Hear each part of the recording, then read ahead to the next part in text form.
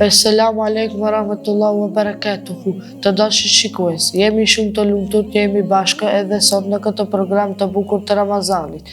Sot do të flasim për një temë shumë të rëndësishme dhe të veçantë. Le ta dëgjojmë me kujdes se çfarë duhet të bëjmë pas Ramazanit. Pyetja për ju është: çfarë duhet të bëjmë pas Ramazanit? Bismillahirrahmanirrahim. Falënderimi dhe lavdërimi i takon vetëm Allahu xhaleshanuhu.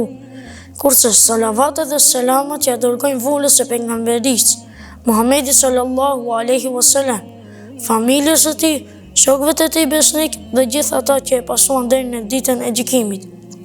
Edhe pse Ramazani përfundon, duhet t'i kujtojmë në mësimet e tij.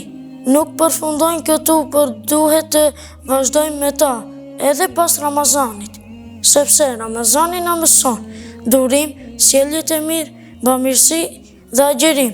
Për këto vlera duhet t'i mbajmë mend gjatë gjithë vitit.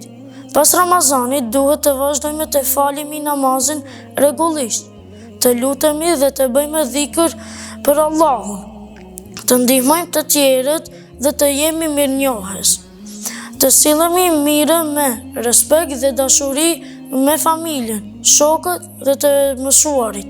Kështu Ramazani nuk do të jetë thjesht një muaj i bekuar që kaloi, por një kohë që na ndryshoi gjatë gjithë vitit.